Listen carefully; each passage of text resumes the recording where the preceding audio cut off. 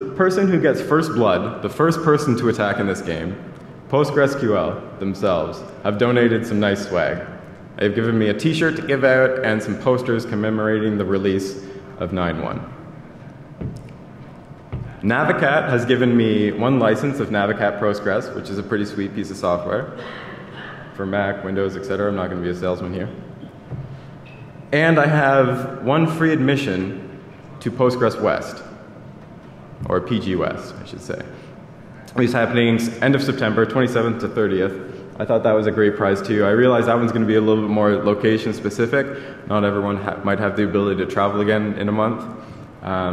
That's why some of the prizes might be a little bit kind of decisive once we see some results.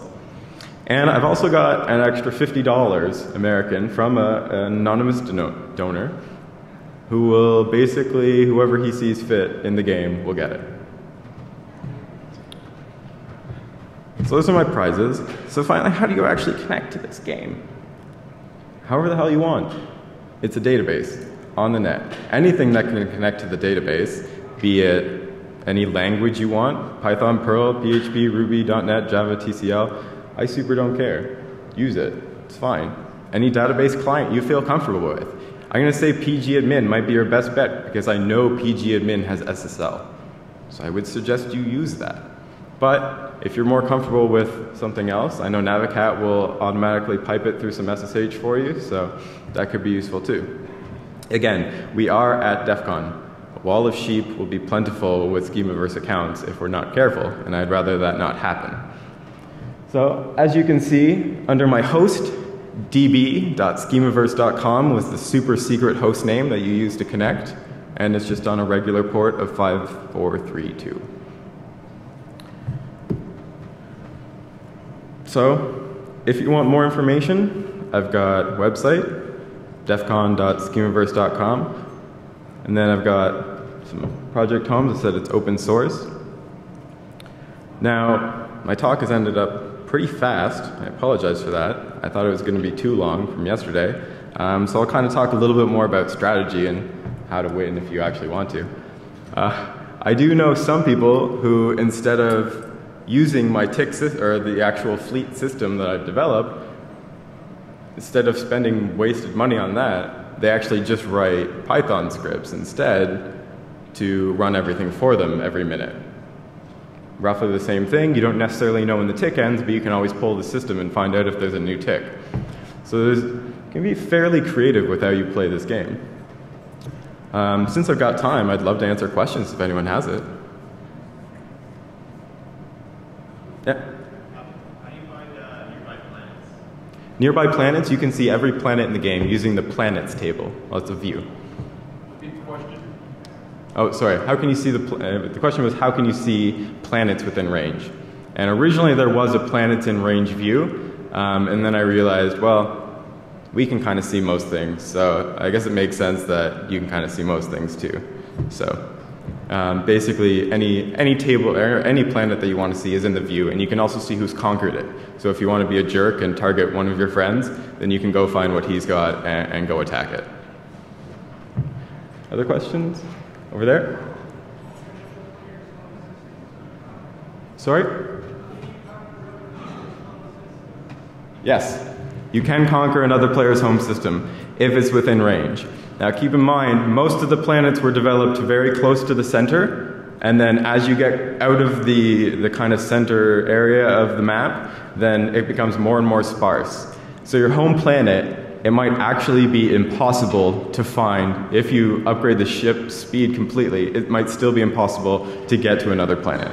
So it might be protected, but if you can find a SQL injection that gives you their home planet, then that could work too, right? Any other questions? More questions? All right. How long have you spent on this project? How long? I've been working on it for about a year and a half. It's 2,300, oh sorry, how long have I been working on it? 2,300 lines of SQL code at this point. A couple hundred lines of Perl. You can see my Git repository history, which is like activity down, activity down. Yeah, so it's been a fun pet project. It actually No one knew about it for ages, and then I think it was Merlin on PostgreSQL on the mailing list found it, and he was like, "Hey, this is awesome," but it wasn't overly tested at that point. This is last December, which was great for testing because people basically just connected and just brutally destroyed it within a couple days, which was great. Basically took it down, rewrote everything, most things at least, and now it's in a very more stable, actually playable time. It was basically, beforehand, it was just, you've got some ships, you can go around and blow some things up, but now there's actually like gameplay to it. Other interesting things, if you wanted, you could actually add a goal in the game. The trophies table, or the trophy table I should say, is something you can insert into. Every trophy that I showed earlier, you got Space Jerk, etc. Space Jerk is just the best one, clearly. Well, Pillager is pretty good.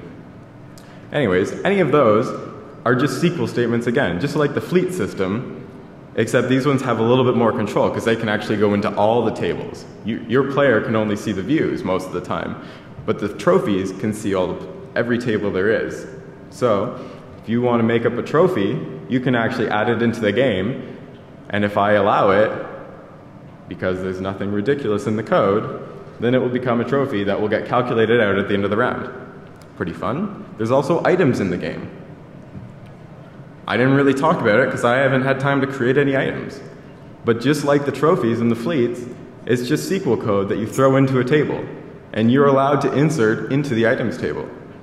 So if you can insert into that table, create an item that you want, I'll see who made it, I'll see which user created this, and I might be nice and give you this item if I think it's really cool. And then I'm going to scatter them around the universe and you can find them. So the game can be a little bit more complex, or you can, take it how you wish. Any other questions? Yeah? So is the game state persistent, or do you drop the tables every week or something? Or Good question. The question was, what happens after the game ends, basically? Users stay, players stay. All ships are destroyed. Planets don't move. You get a new planet, though. Kind of change things up. All the fuel is redone on all the planets. And all the events and everything is destroyed, basically. Originally, I wanted it to just kind of be an ongoing game. But after playing it for a while, it didn't really make sense because at some point a new user just can't compete. So. If you get a new planet each game cycle, do the old player planets stay around? It sounds like eventually you might have this whole circle of planets encasing your central planet, and people are now just going around the outside and caring about the core.